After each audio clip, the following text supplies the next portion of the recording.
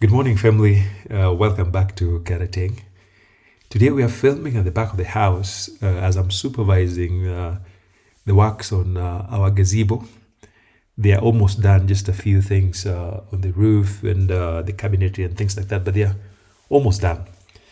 Now, this morning I'm reminded of a song that is really popular in Kenya, especially for millennials and older folks, about Stella, a young woman who I believe must have traveled to Japan for school and left a significant other. And then Stella spends a few years and comes back to Kenya. And on arrival, she shows up with a baby. And the guy is simply talking about his disappointment. Honestly, I don't know who Stella is, but I don't like her. That's not too fun to go to the airport to receive your partner and find out that she's coming back with a new entanglement. So Stella, wherever you are, just know that I don't like you. So as the title suggests, today I'm going to talk about the issue of relationships, especially when folks leave for diaspora, leaving behind significant others or girlfriends. I'm going to talk about some of the circumstances that impact people's journey through diaspora when they leave partners. I'll talk about some of the things that folks need to think about as they decide whether or not to allow their partners to travel, if that's even an option, implications for kids. And I'm really going to share most of what I know from very few stories around me. As I always say in my videos, my stories are very limited to what I know in my very limited space. It likely will not capture everything that happens out there. So I hope you keep that in mind. And today I'm going to specifically focus on unmarried couples, different stages. We'll do another video about what this means, particularly for those who are married.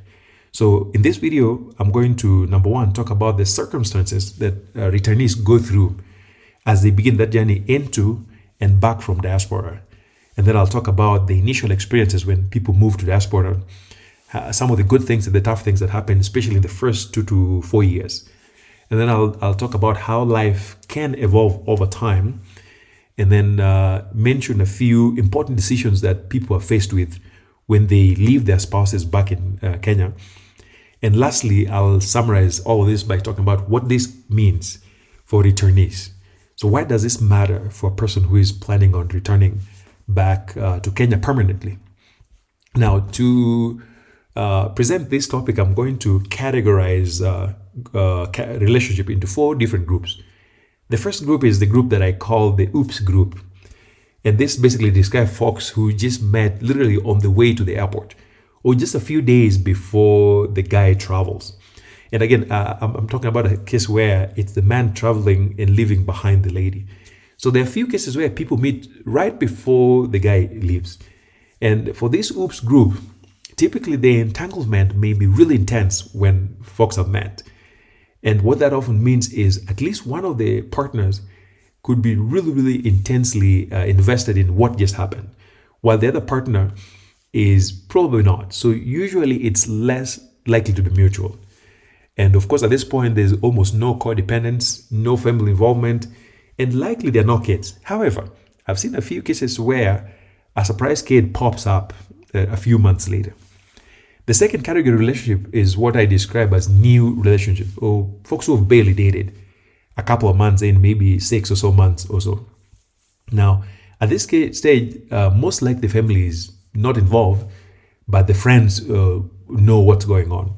There's often very little codependence. And then the relationship, in many cases, may have started in part because of the partner's spouse to travel to diaspora. Most likely there are no kids involved, and the team is still within the honeymoon phase. And of course, as you know, with the honeymoon phase, all the other organs other than the brains are in charge, and the promises are flowing like fresh njugu, and all the flags available are pink, nothing red at this point. And so there's lots of excitement and very little brain work going on. And then of course there's a lot of hope for reunion, especially on the partner that is left in Kenya. Now, the third category of relationship is what I will describe as mid-range, which is often between 2 to 6 years. Now, at this point, most likely families are involved, people have been introduced to some degree. And typically the girl is already connected, especially with the guy's sisters. And that move is often strategic. And again, I'm talking about very limited examples. At this point, there may be some codependence, especially in case where it's the girl at home who is footing the bills, buying the air ticket, and really investing herself financially to support the guy. But the reverse may also be true, where the guy is helping the spouse back at home with some bills. In some cases, the move to the diaspora, or actually in many cases, the move to diaspora begins in the middle of the relationship. And so the girl is not necessarily invested because the guy is moving to the US or diaspora. In some cases, there may be kids. In many cases, they're not kids. And at this point, the team is way past the honeymoon phase. And of course, you hope that at this point, it's brains leading the charge. And of course, the partners can distinguish when promises are fake or not. There's been a mix of flags, both red and pink. A few have been collected. And hopes for reunion are actually relatively high on both parties because of the level of commitment that exists. And then the final category is what I describe as owado.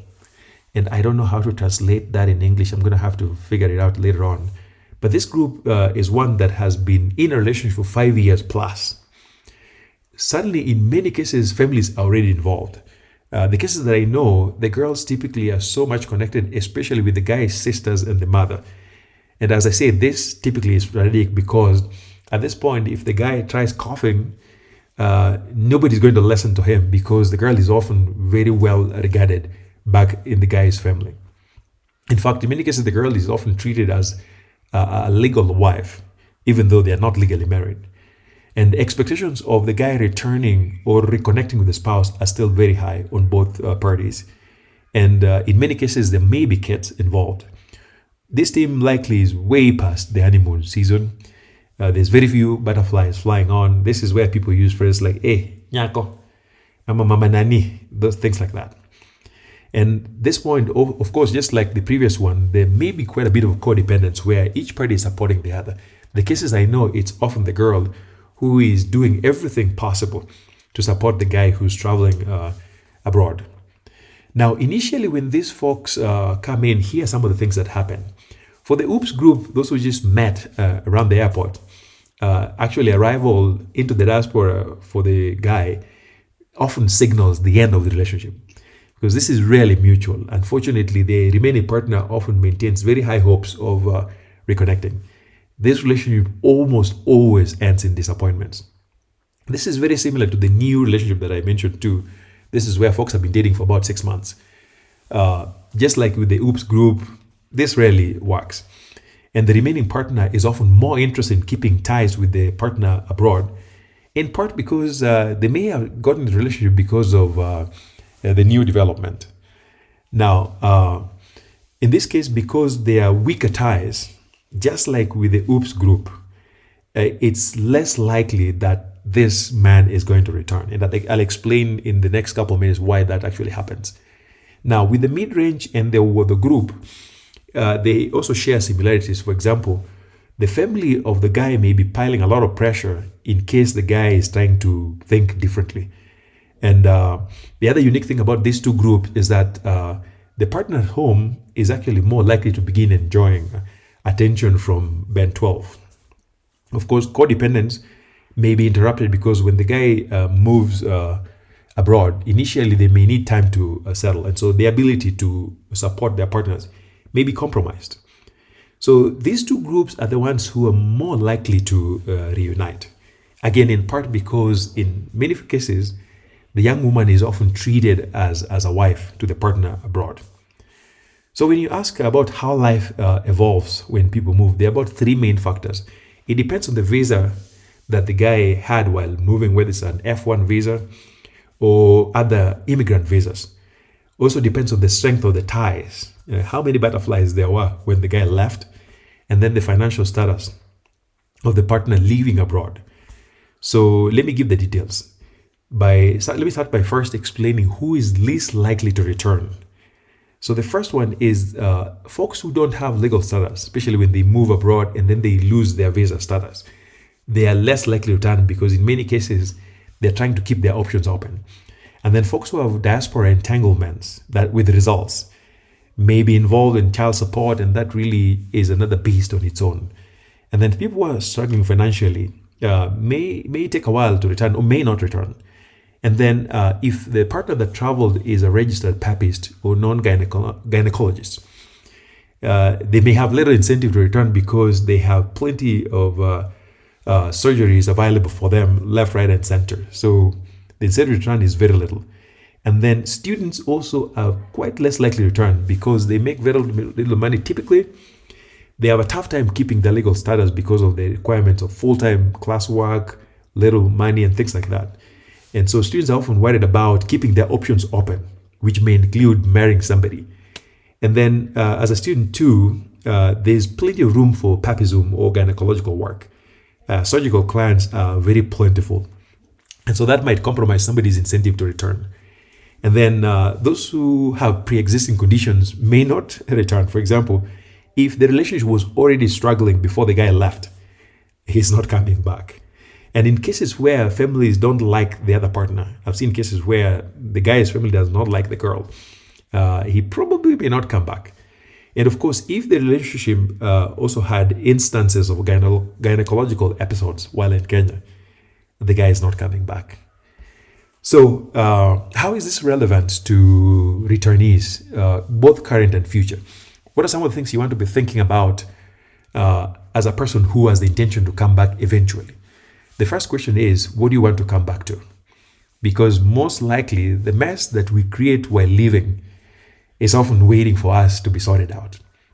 And the reverse is also true in the sense that if you left something solid, you're more likely to come back to a much better environment. I know one person who actually left a spouse. They stayed in touch and they invested in a team. The guy came back and they reconnected.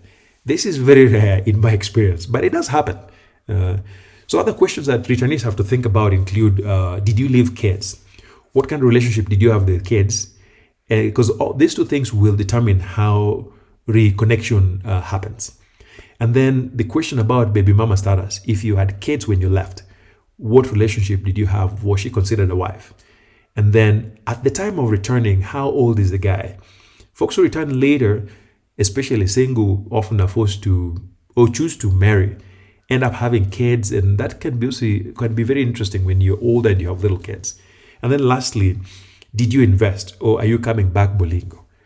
If you invested, or you'll remain king. But if you're coming back bolingo, there may be really little interest in reconnecting with you when you finally come back to Kenya. Well, I hope this was interesting enough. Please subscribe. Thank you.